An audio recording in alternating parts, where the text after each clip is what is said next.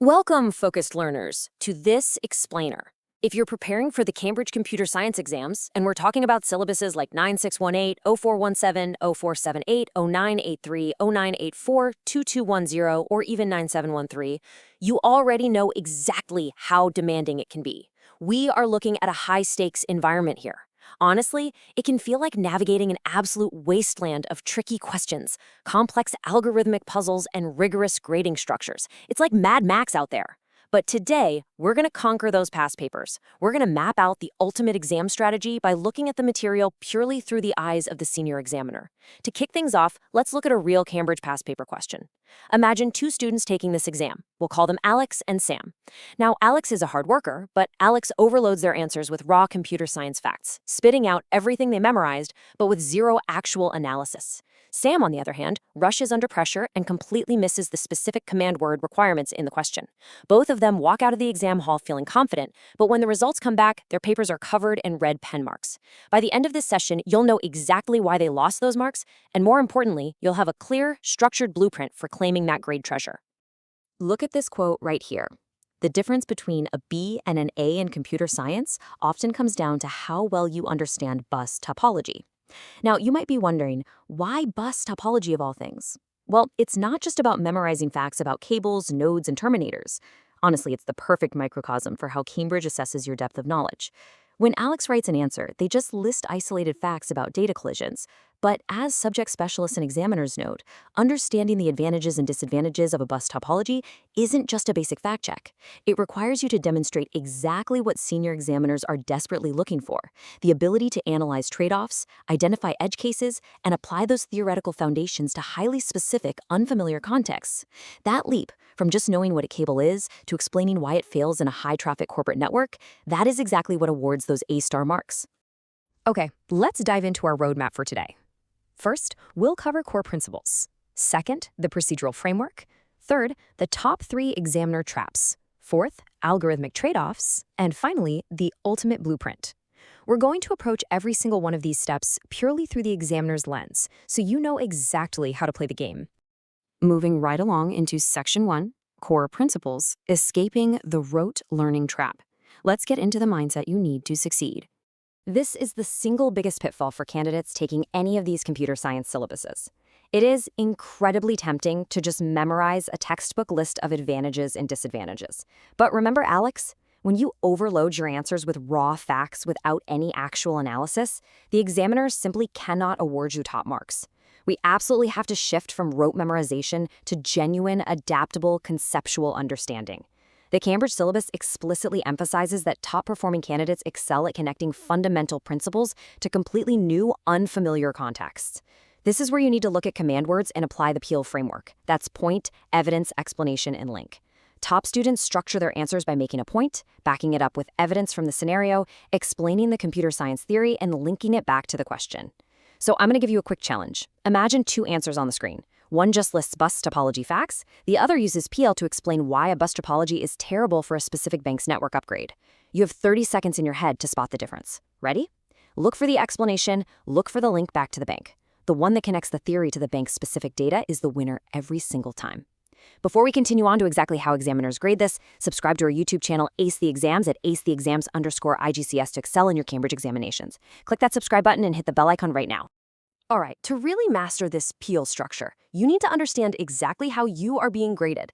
The assessment objectives for your exam target 3 entirely distinct cognitive domains: knowledge and understanding, application, and analysis. Now, these aren't just fancy academic buzzwords. This is the literal physical rubric examiners hold in their hands while reading your paper. First, they check for knowledge. Do you simply know a fact?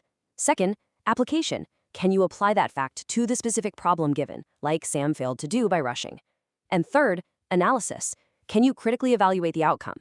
You absolutely must demonstrate all 3 of these cognitive domains in your extended answers to capture full marks. If you just give knowledge, you cap out at a C or a B.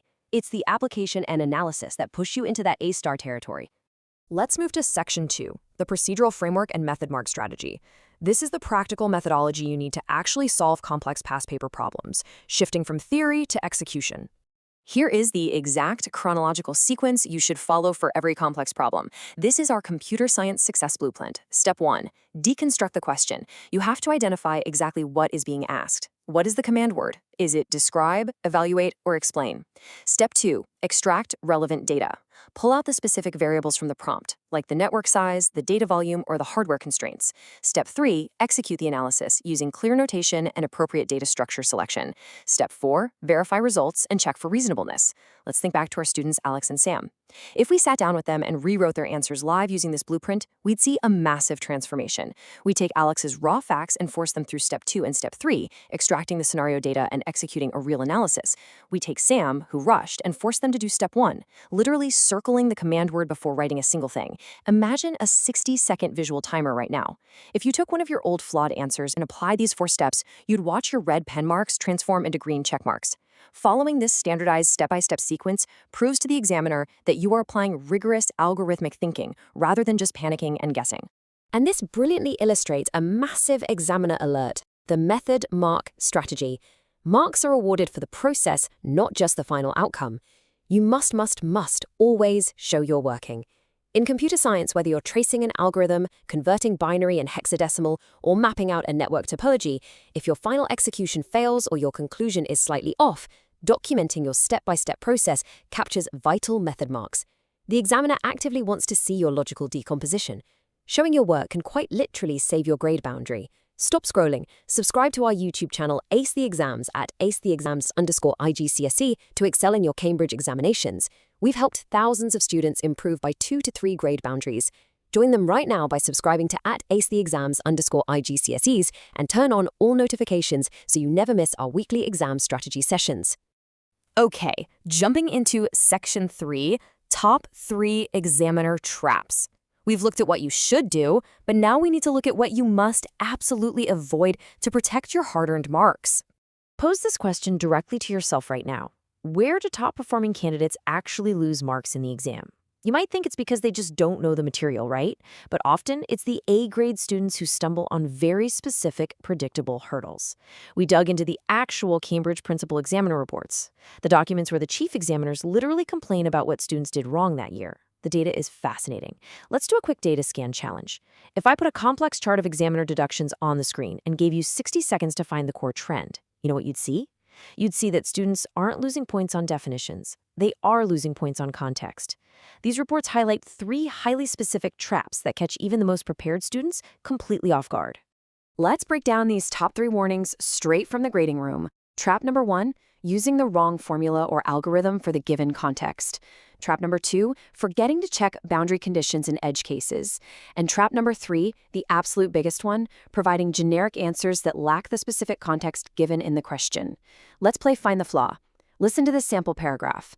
A bus topology is cheap to install and uses less cable. But if the main cable breaks, the whole network goes down. Sounds okay, right? Wrong. That sentence loses marks. Why? Because if the exam question specifically asked about a hospital's life support network, and you just give me that generic textbook answer without mentioning the hospital's critical need for high reliability and the catastrophic edge case of a network failure in an ICU, you hit trap number 3. Your answers must be meticulously tailored to the exact scenario provided. Section 4. Evaluating algorithmic trade-offs. This is where we separate the good from the truly great. Now, what's really interesting about this slide is how we move up the cognitive ladder to critical evaluation. This mimics the absolute hardest parts of the Cambridge exam. To conquer these high-mark questions, you have to transition from simply implementing a solution to actually evaluating the quality of that solution compared to alternatives. Top candidates structure their evaluative thinking using a mental matrix, just like this table. On one side, you have evaluation criteria, identifying time complexity, space complexity, and those tricky edge cases we talked about. On the other side, you map exactly how those factors impact network performance or algorithm efficiency. Examiners absolutely love this. When you explicitly weigh time complexity against space complexity, you are showing deep critical analysis. You're showing them you think like a computer scientist, not just a student memorizing a study guide. So what does evaluative thinking actually require in practice? It's practically a 4-step checklist. First, consider multiple solutions. Second, analyze the trade-offs between them. Third, acknowledge the limitations of your proposed solution. Seriously, nothing is perfect in tech. And pointing out the flaws in your own algorithm or topology choice shows massive maturity. Finally, justify your decisions with clear evidence from the question's text. Let's do a 30-second speed writing challenge in your head. Imagine writing one perfect Peel paragraph evaluating a bubble sort versus a quick sort for a massive database. You'd make your point, provide evidence of the dataset size, explain the time complexity trade-offs, and link it to why quicksort is better here despite its worst-case limitations. Applying these specific steps proves beyond a doubt that you possess an evidence-based, highly conceptual understanding of the material. Let's bring it all home. Section 5, the final system, your exam blueprint. We've covered a ton of ground today, from avoiding rote memorization to analyzing complex algorithmic trade-offs. Now, it is time to bring all these analytical techniques together into one cohesive, repeatable system. Think of this as your cheat sheet recap. We have 3 rules that guarantee top marks. Rule 1 is command word decoding. Always know what they're asking. Rule 2 is Peel framework application. Point, evidence, explanation, link. Rule 3 is the time management matrix. Don't rush like Sam did. And to help you execute this blueprint under the intense pressure of the exam hall, we have a high-value memory hack. Just remember the acronym CET, context, edge cases, and trade-offs. Whenever you are faced with a heavy 6 or 8 mark evaluation question, scribble CET in the margin. Ask yourself, is my answer tailored to the specific context? Have I considered the boundaries and edge cases? Have I deeply analyzed the trade-offs? If your answer hits all 3 of these pillars, you are securely in the A-star territory. Students who implement these computer science strategies see an average improvement of 2 whole grade boundaries. But that's only if they practice consistently with our weekly videos. Here is your final reminder. Subscribe to our YouTube channel, Ace the Exams, at acetheexams_IGCSE to excel in your Cambridge examinations. Subscribe right now to at acetheexams_IGCSE and click that bell. Don't let another exam pass you by. So, I want to leave you with this provocative thought. What is your target grade for computer science, and what is the biggest challenge holding you back from hitting it? Think about how the CET framework, the Peel method, or the method mark strategy can finally help you overcome it. Drop a comment below with your target grade for computer science and the biggest challenge you're facing. Our team responds to every comment. Like and share this video with a study partner. Ace the Exams. Your Cambridge success starts here.